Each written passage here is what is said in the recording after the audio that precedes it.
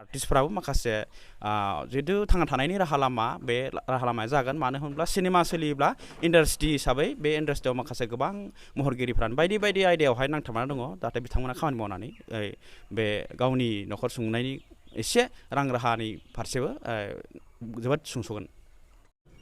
गिबियावनो नैबे निउस मिडियानि गेजेरजों बयबो रायजो राजाखौ जोंनि उदालगुरि जिल्ला बर' सावथुन मुलुग आफादनिफ्राय अननाय आरो खुलुमनायखौ बावहरफिननाय जाबाय।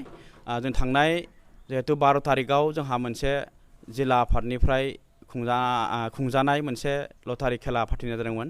बे खेलाया गोबां माखासे प्रब्लेमनि थाखाय जोङो बे खेलाखौ पस्टपन खालामनानै नै बे दिनैनि 26 तारिख बुधबार नै दा बे समावहाय जों बे खेलाखौ होनो थाखाय आखायाव लाबाय। दान्दिसे समनि उनावनो जों रायजोनि गेजेरावहाय खेलाखौ आबुङै होफुंनानै बिनि फिथाइखौ जोङो फोसावगोन। नोंथांमोना निस्सय नैबे दसे समनि उनावहाय दिनैनि गेजेरावनो जों बे खेलानि फलाफलखौ फिथाइखौ गासैखौबो फोसावगोन होननानै नोंथांमोननि खाथियावहाय फोसावहरनाय जाबाय। एसेनोसै, गोजोन्थों। प्राइजआ जाहैबाय जोङो केस मानि प्राइज। गिबि प्राइजआव जोंहा दङ 50,000, बेनिफ्राय 20,000 मोननै दङ, 30,000 दङ, 5,000, 10,000 बेबायदि लास्टआव 3,000 मोनथाम दङ आरो गासै 20टा प्राइज दं। नोंथां गासै 20 जानि जानानै नैबे खेलाखौ मेन फाथिनायनि टारगेटआ मामोन? बे खेलाखौ फाथिनायनि टारगेटआ जाहैबाय जोङो थांनाय समफ्रावहाय बिसानिफ्राय गोबां ससियेलिस्ट हाबा मावबोबाय थादों। हारिमुनि गेजेरजोंब्लाबो गुबुन गुबुन आयदाफ्रावबो जों बायदि बायदि खामानिफोर मावबोदों, जेरै सुबुं अनफावरि खामानिफोरखौ मावबाय थादों। दा बे समावहाय जोङो माखासे क्राइसिसाव गोग्लैनाय जायो। मानो होनोब्ला थांनाय कर'नानि समावहाय जोंहा बोसोरनै आरो आराय बोसोरसो सम जों रावबो मेथाइ खननो मोनाखै, सिनेमा गानो मोनाखै, जेबो खामानियानो सोलियाखै। कालसारेल लाइनावहाय महरगिरिफोरा जेबो बेवहाय जोंहा इनकामनि लामा आन्दायनानै दंमोन।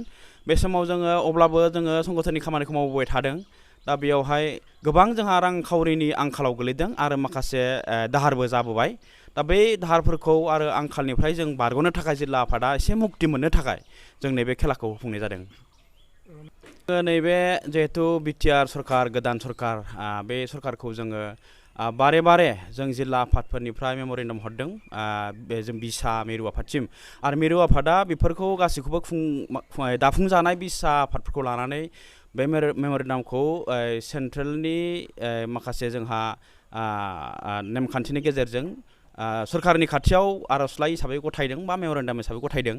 दा बेवहाय बिथांमोना जोंनो निस्सय आसा होदों जे मोनफ्रोमबो नैबे जोंहा बिटिआरनि सिङाव थानाय 4 जिल्लायावहाय निस्सय आसा होदों जे मोनफ्रोमबो नैबे जोंहा बिटिआरनि सिङाव थानाय 4 जिल्लायावहाय 2 खरि हल बानायफुंनाय।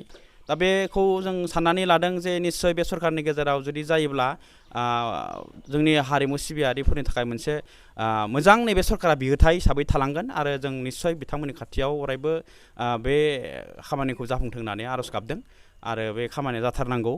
जुदि जायोब्ला रायजो राजा आरो जों आर्टिस्टफ्राबो माखासे जिहेतु थांना थानायनि राहा लामा बे राहा लामाया जागोन। मानो होनब्ला सिनेमा सोलियोब्ला इन्डास्ट्रि हिसाबै बे इन्डास्ट्रियाव माखासे गोबां महरगिरिफ्रानो बायदि बायदि आयदायावहाय नांथाबनानै दङ जाहाथे बिथांमोना खामानि मावनानै बे गावनि न'खर सुंनायनि एसे रां राहानि फारसेबो जोबोद सुंस'गोन।